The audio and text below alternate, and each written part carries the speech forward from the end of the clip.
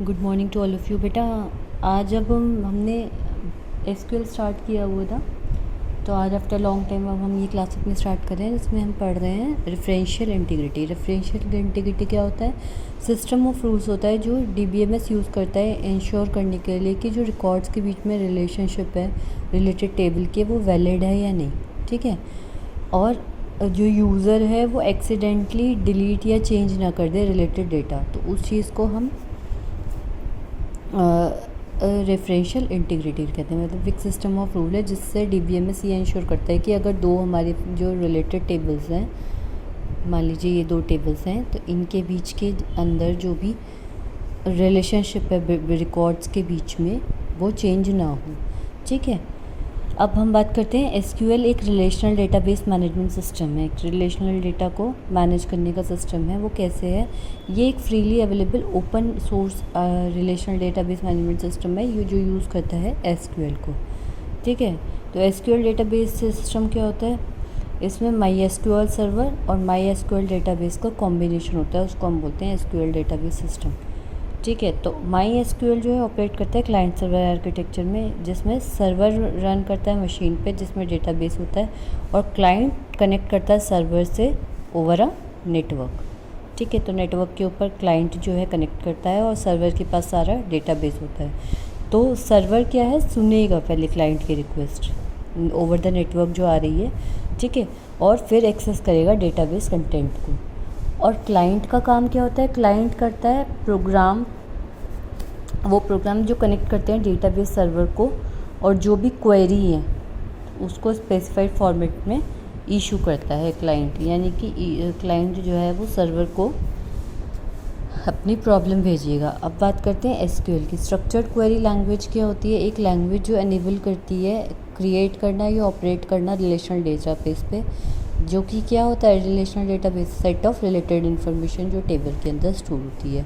Classification कैसे कर सकते हो? एक तो डाटा डेफिनेशन लैंग्वेज होती है और डाटा मैनिपुलेशन लैंग्वेज होती है, डीडीएल और डीएमएल। ठीक है, तो जो कमांड्स अलाउ करती हैं टास्क परफॉर्म करने के लिए डाटा डेफिनेशन से रिलेटेड, जैसे क्रिएट करना, डेटा को ऑल्टर करना, ठीक है, या ड्रॉप कर देना, या किसी को ग्रांट या वापस लेना प्रिविलेजेस को या रोल्स को, या मेंटेनेंस परफॉर्म करना, ये सारे फंक्शन किसके अंदर आते हैं?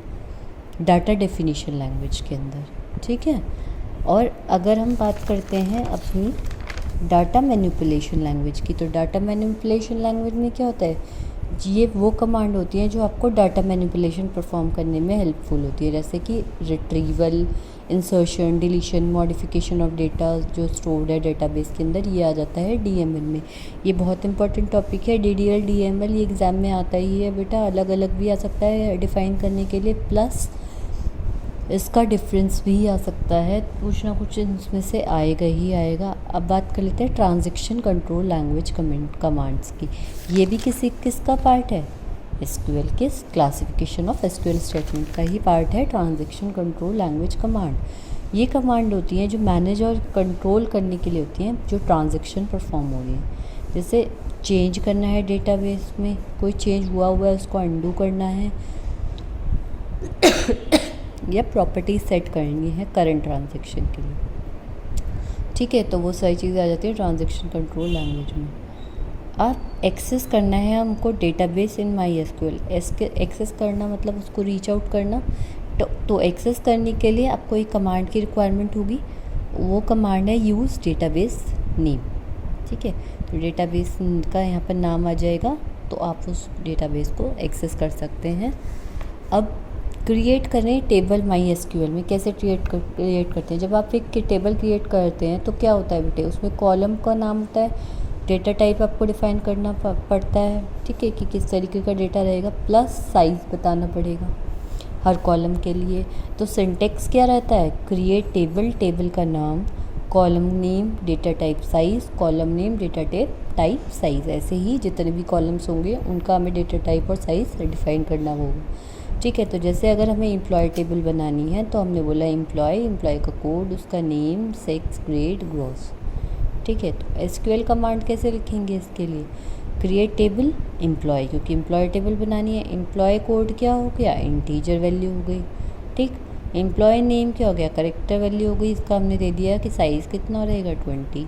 फिर बात आती है सेक्स की, करेक्टर 1 होगा क्योंकि या तो फीमेल होगा या तो मेल होगा। ठीक है, ग्रेड करेक्टर 2। ठीक है, ये यानी कि A+ हो सकता है, ठीक, या AA सपोज हो। ठीक, ग्रॉस डेसिमल, जो ग्रॉस वैल्यू किस में हो सकती है, डेसिमल में भी हो सकती है। तो इस तरीके से हम क्रिएट कर सकते हैं टेबल को SQL के अंदर। अब आपने क्रिएट तो कर ली, अब क्रिएशन के बाद क्या है, डाटा उसके अंदर इंसर्ट करना है। इंसर्ट करने के लिए insert into table name, column की लिस्ट और वो सारी वैल्यूज। ठीक है, तो अगर मैं सपोज़ एक रो एंटर कराना चाहती हूँ एम्प्लॉय टेबल में, तो मैंने लिखा इंसर्ट इनटू एम्प्लॉय, एम्प्लॉय वो टेबल जिसके अंदर टेबल का नाम हो गया।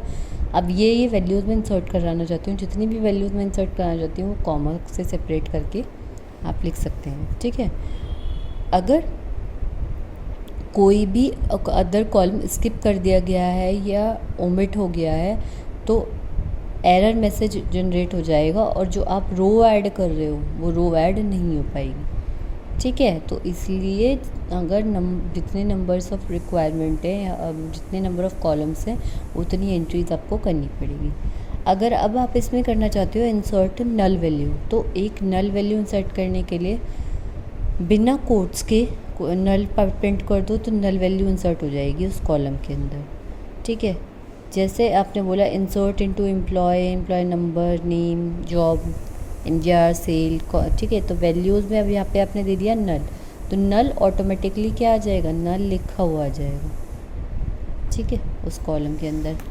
अब इंसर्टिंग डेट्स, अगर डेट्स बाय डिफ़ॉल्ट एंटर होती हैं ईयर, मंथ और डेट की फॉर्मेट में, ये सभी किसके अंदर एनक्लोज होते हैं, सिंगल इन्वर्टेड कॉमास के अंदर। ठीक है, अब बात करते हैं सिलेक्ट कमांड की। सिलेक्ट कमांड क्या होता है, पुल करने के लिए इंफॉर्मेशन किसी टेबल में से कुछ सेलेक्ट करने के लिए। तो जनरल फॉर्म ऑफ स्टेटमेंट क्या होता है, सेलेक्ट में आ जाएगा क्या सेलेक्ट करना है किस टेबल से और वेयर जो कंडीशन हमें चाहिए वो सेटिस्फाई करनी है। जैसे हमें बोले select select employee number from employee table where condition is employee number should be greater than 467 suppose, तो वो जो 467 से ऊपर होंगे एम्प्लॉय टेबल के अंदर वो सिलेक्ट करके आपको बाहर दे देगा। अगर आपको सारे ही डेटा सेलेक्ट करना है तो आप लिखोगे MySQL सेलेक्ट जो है एस्ट्रिक फ्रॉम, सो वो टेबल, तो वो पूरा डेटा आ जाएगा। अगर पर्टिकुलर रो सिलेक्ट करनी है तो आपको एक कंडीशन स्पेसिफाई करनी पड़ेगी वेयर क्लॉज की मदद से कि हम क्या सिलेक्ट करना चाहते हैं। ठीक है, जैसे सेलेक्ट ऑल मेल कैट्स, तो select from pet where species equals to cat and sex is male. ठीक है, तो सिर्फ मेल कैट आ जाएंगी। अगर पर्टिकुलर कॉलम सेलेक्ट करना है तो हमें कॉलम नेम स्पेसिफाई करना पड़ेगा सेलेक्ट कमांड की। ठीक है, जैसे आपने बोला display owners of pet born after December 2018, तो select owner from pet where birth is greater than ये डेट, तो वहाँ पर वो सारे डिस्प्ले हो जाएंगे। अब बात कर लेते हैं हम डेटा के रिडंडेंट डेटा को रिमूव करने के लिए। ठीक है, तो उसके लिए हम यूज़ करते हैं डिस्टिंक्ट कीवर्ड। तो डिस्टिंक्ट कीवर्ड क्या होता है, जो डुप्लीकेट रोज़ हैं उनको रिमूव कर देते हैं from the result of select statement. ठीक है, तो किस तरीके से, select distinct owner from PAT, तो फ्रॉम जो टेबल है उसमें से हमें डिस्टिंक्ट बाहर निकालना है। अब सभी रोज़ में से अगर निकालना चाहते हैं तो select all city from supplier, तो वो सभी सारी वैल्यू ऑफ सिटी कॉलम आपको हर रो ऑफ टेबल में से प्रोवाइड करा देगा। ठीक है, अगर हम स्ट्रक्चर देखना चाहते हैं टेबल का तो आप क्या कर सकते हो, डिस्क्राइब या डेस्क टेबल नेम, तो वो आपको उसका स्ट्रक्चर प्रोवाइड करा देगा। आज के लिए बेटा इतना ही, कल अब हम इसमें पढ़ेंगे किस तरीके से हम कैलकुलेशन परफॉर्म करते हैं। ठीक है, हैव अ गुड डे बच्चे।